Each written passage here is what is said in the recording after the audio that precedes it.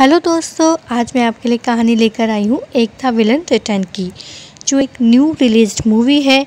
तो हमारी कहानी की शुरुआत होती है आरवी के घर से। उसके घर में एक पार्टी चल रही होती है, सब लोग नाच गा रहे होते हैं और रिकॉर्डिंग कर रहे होते हैं। तभी अचानक उसके घर में शीशा टूटने की आवाज़ आती है और वहाँ पे एक बंदा घुस जाता है और सभी को मारने लगता है। लास्ट में आरवी बच जाती है, लेकिन उसका कैमरा खुला हुआ होता है, तो वो उससे कहती है गौतम मुझे मत मारो।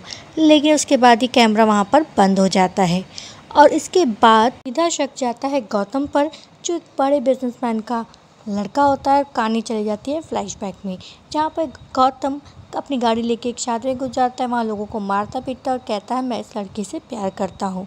वो लड़की भी सबके सामने अपना प्यार का इज़हार गौतम से कर देती है और कहती है गौतम मैं भी तुमसे काफ़ी ज़्यादा प्यार करती हूँ।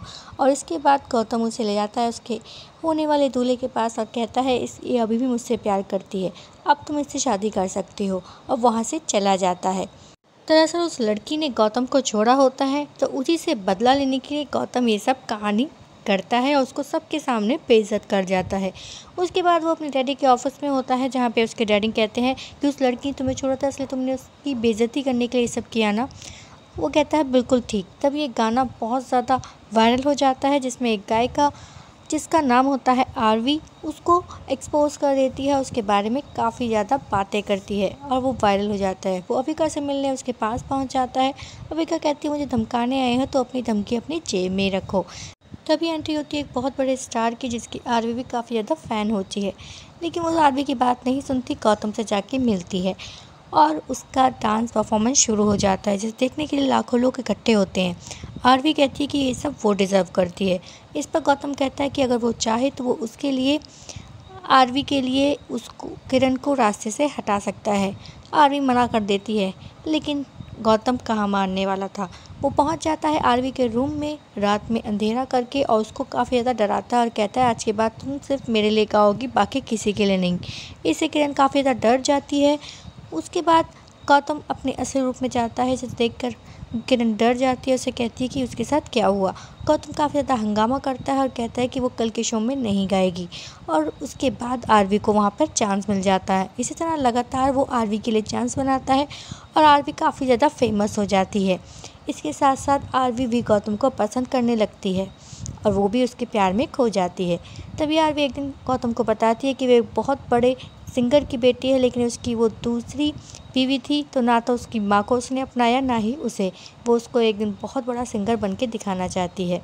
ये सब बातें वो गौतम को बताती है। गौतम फ़ोटो रिलीज़ कर देता है, जिसके बाद आरवी खबरों में आ जाती है। वो सिंगर उसे अपनी बेटी मानने से मना कर देता है और गौतम वहाँ से चला जाता है, जिससे आरवी काफ़ी ज़्यादा दुखी हो जाती है। प्रेजेंट डेट में आ जाती है, जहाँ पर पुलिस गौतम को पकड़ने के लिए उसी होटल रूम में पहुंच जाते हैं जहां वो रुका हुआ होता है। पुलिस को देखकर गौतम एक प्लान बनाता है। वो माइक्रोवेव ऑन कर देता है और माइक्रोवेव अधिक गर्म होने की वजह से फट जाता है और गौतम वहां से भागने में कामयाब हो जाता है। तभी पर वहां पे पुलिस को एक सबूत मिलता है, जिससे ये पता लगता है कि एक काम गौतम का नहीं बल्कि किसी सीरियल किलर का है। वो हर जगह एक स्माइली छोड़ जाता है जहाँ पर भी वो मर्डर करता है। ये बात पुलिस ऑफिसर बताते हैं। तभी एंट्री होती है हमारे विलन यानी कि जॉन अब्राहम भैरव की। उसको इन्वेस्टिगेशन के तहत वहाँ पर बुलाया गया होता है, तो और उसकी कहानी भी फ्लैशबैक में जाती है, जहाँ वो अपनी लवर के बारे में बताता है। उसकी लवर होती है रसिका, जो एक मॉल में काम करती है और भैरव उसे पसंद करता है। उसको देखने के बहाने वो हर हफ्ते वहाँ पर काफ़ी ज़्यादा शॉपिंग करने पहुँच जाता है और रसिका भी उससे अपना टारगेट पूरा करती रहती है। एक दिन वो भैरव की गाड़ी में बैठती है, जहाँ उसे पता लगता है कि उसका नाम भैरव है और वो एक जू में भी काम करता है। भैरव रसिका को बताता है कि कार भी उसके दोस्त की है, उसका एक छोटा बेटा है जिसके साथ वो अच्छा व्यवहार नहीं करता। भैरव डिसाइड करता है कि उसके बेटे को लाने ले जाने की जिम्मेदारी वो ही उठाएगा। रसिका और भैरव लगातार मिलने लग जाते हैं और भैरव इसको अपना प्यार समझने बैठता है। रसिका को एक दिन अंगूठी बहुत पसंद आती है, लेकिन उसकी कॉस्ट बहुत हाई होती है। भैरव डिसाइड कर लेता है कि वो अंगूठी ज़रूर खरीदेगा। कहानी फिर से प्रेजेंट डेट में आ जाती है, जहाँ पर एक ब्रेकिंग न्यूज़ आती है, जहाँ पर एक शख्स गौतम को ये बताता है कि यही सीरियल किलर है, उसने मेरी गर्लफ्रेंड को भी मेरे सामने मारा था, और वहाँ से चला जाता है। वो भैरव के पास जाकर कहता है मैंने उसके खिलाफ़ गवाही दे दी, अब तुम पर कोई शक नहीं करेगा। भैरव उसको आती हुई ट्रेन के सामने फेंक देता है। इसके बाद उसकी मौत हो जाती है। लेकिन गौतम उसका पीछा कर रहा था तो भैरव और गौतम आमने सामने होते हैं। उन दोनों की फाइटिंग होती है, जहाँ पर गौतम भैरव का जो उसका मास्क होता है वो हटाने में कामयाब हो जाता है, लेकिन उसका चेहरा नहीं देख पाता और भैरव वहाँ से भाग जाता है और उसे कहता है कि मैंने तुम पर एहसान किया है, वो तुमसे बेवफाई करती थी ना, इसलिए मैंने उसको मार डाला।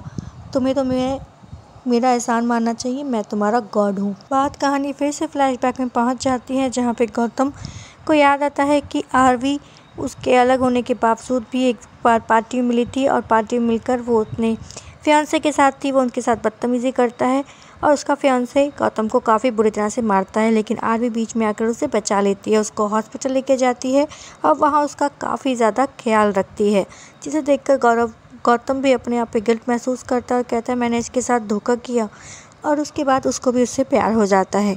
लेकिन जैसे ही गौतम ठीक होता है आरवी वहाँ से जाने लगती है। वो उसे रोकने की कोशिश करता है, लेकिन आरवी नहीं सुनती और कार में बैठकर वहाँ से चली जाती। उधर भैरव भी अपनी रसिका के बारे में सोच रहा होता है, फ्लैशबैक में पहुँच जाता है। वो रसिका के साथ घूम रहा होता है। एक दिन वो उसको लेकर लोखंडवाला पहुँचता है, जहाँ पे रसिका उसे कहती है कि हम एक ही रूम में शेयर कर सकते हैं। इसे सुनकर भैरव उसके लिए फूल माला वगैरह खरीद कर लाता है, सोचता है मैं उसे प्रपोज़ करके आज ही शादी कर लूँगा। लेकिन जैसे ही वो वहाँ पर पहुँचता है, वहाँ पर रसिका के साथ कोई और होता है और इसे देखकर भैरव काफ़ी ज़्यादा गुस्सा हो जाता है और वहाँ से चला जाता है और काफ़ी ज़्यादा वो दुखी होता है, रोता है और डिसाइड कर लेता है कि वो आज के बाद रसिका से कोई बात नहीं करेगा, ना ही उससे कोई वास्ता रखेगा। लेकिन अगले दिन जब रसिका उसको मिलती है तो वो उसे बताती कि कल वो अपने मैनेजर के साथ थी। हालांकि वो शादीशुदा है, लेकिन वो उससे काफ़ी ज़्यादा प्यार करता है और उसके लिए वो अपनी बीवी को भी छोड़ने के लिए तैयार है। उसकी बीवी को हम पर शक ना हो जाए, इसलिए हम वहाँ पर लोनावला में जाकर मिले थे। तभी उसके कार में एक कस्टमर आकर बैठता है जो अपनी गर्लफ्रेंड से बात कर रहा होता है, जो उसे छोड़कर किसी और के साथ जा रही होती है। वो उसे समझाने की कोशिश करता है कि वो उसे काफ़ी ज़्यादा प्यार करता है, तुम सिर्फ मेरी हो, और ये सब भैरव देखता है। लेकिन उसकी गर्लफ्रेंड मानने को तैयार ही नहीं होती। वो उसे गुस्से में चाकू दिखाता है और कहता है कि अगर तुम मेरी नहीं हुई तो मैं किसी की नहीं होने दूंगा। इस पर भैरव को गुस्सा आ जाता है। वो जाकर उस लड़की का गला दबा देता है और अपना पहला मर्डर वहीं से शुरू कर देता है और उस लड़की को मार देता है। उसके बाद हर एक वो लड़की जो किसी लड़के को परेशान करती है, उसे धोखा देती है, वो उनको चुन चुन कर मारने लगता है और इसी तरह करते हुए वो कई लड़कियों को। कहानी फिर से प्रेजेंट डेट में आ जाती है, जहां गौतम को भैरव का एड्रेस पता लग जाता है पुलिस वाले के थ्रू। उधर गौतम निकलता है भैरव के घर और भैरव पहुंच जाता है उस पुलिस वाले के घर और उसको भी मार देता है। आरवी वहाँ से बचने की कोशिश करती है और निकल जाती है, लेकिन गौतम को सामने देखकर वो पीछे पलटती है और भैरव से टकरा जाती है और भैरव से कहती है कि वो मुझे मारने आया है, मुझे बचा लो। अब भैरव कहता है वो तुम्हें मारने नहीं बचाने आया है, तुम्हें मैं मारने वाला हूँ, और उसको ले जाकर बंद कर देता है कमरे में। ये सब भैरव का दोस्त देख लेता है और पूछता है ये सब क्या चल रहा है, ये लड़की कौन है और तू क्या कर रहा है, और इस सब में मेरा लड़का भी तेरा साथ दे रहा है ना। वो उसके बाद अपने दोस्त को भी मार देता है। तभी गौतम वहाँ पहुँचता है। वो गौतम को ही मारने वाला होता है, लेकिन तभी वहाँ पे पुलिस पहुँच जाती है। भैरव का दोस्त यानी कि केशव का लड़का उसके खिलाफ गवाही देता है और कहता है ये सब कत्ल मेरे बाबा ने ही करे हैं, मुझे भैरव दादा ने बचा लिया। और उसके बाद वहाँ पे एक लड़की की लाश मिलती है और साथ ही साथ ये जो केस होता है वो क्लोज़ कर दिया जाता है और कहा जाता है कि ये जो मर्डर था उसके साथ ये कहानी भी ख़त्म हो गई। उधर रविका को वहाँ पर होश आता है और वो वहाँ से फिर से भागने की कोशिश करती है। वो एक कांच का टुकड़ा अपने पास रख लेती है और जैसे ही भैरव उसका गेट खोलता है वो उस पर कांच से वार करती है, वहाँ से भाग जाती है। भैरव उसके पीछे दौड़ता है, लेकिन तभी वहाँ पर गौतम पहुँच जाता है। गौतम और भैरव में काफ़ी देर तक लड़ाई होती है और भैरव गौतम को काफ़ी ज़्यादा मारता है। भैरव बेहोश हो जाता है, लेकिन उसे होश आता है तो वो कह रहा होता है भैरव रसिका से कि मुझे रेटिंग दो, बताओ इसके लिए मुझे कितनी रेटिंग मिलेगी। भैरव इस पे कहता है कि रसिका कहाँ है, रसिका तो है ही नहीं, वो तो तुझे छोड़कर कब तक की जा चुकी है। और वो उसे बताता है कि तूने ही ये सब कुछ काम किया है, रसिका है ही नहीं, तू तो उसे पहले ही मार चुका है। इसके बाद भैरव फ्लैशबैक में जाता है और उसे सब कुछ याद आने लगता है कि कैसे उसने रसिका को मारा था। एक्चुअली जिस दिन रसिका ने अपनी सच्चाई बताई होती है उसी दिन भैरव ने रसिका को मार दिया होता है और उसकी लाश को एक फ्रीज़र में डालकर अपने पास रख लेता है और वो हमेशा इमेजिन करता है कि रसिका उसके साथ है, लेकिन रसिका वहाँ पर होती ही नहीं। पुराने दिनों में खो जाता है कि कैसे उन्हें जेसिका को मारा था, कैसे उसको उठा के लेके आया था और कैसे उसकी लाश को एक फ्रीज़र में बंद करके रख दिया था। उसके बाद भैरव काफ़ी ज़्यादा दुखी हो जाता है और वो चला जाता है शेर के पिंजरे में। एक्चुअली वो ये सब बर्दाश्त नहीं कर पाता कि रसिका मर चुकी है और वो अपने आप को हवाले कर देता है शेर के। और हमारे विलन यानी कि भैरव की कहानी यहीं पर दी एंड हो जाती है और गौतम और आरवी दोनों वहाँ से सुरक्षित बाहर निकल आते हैं।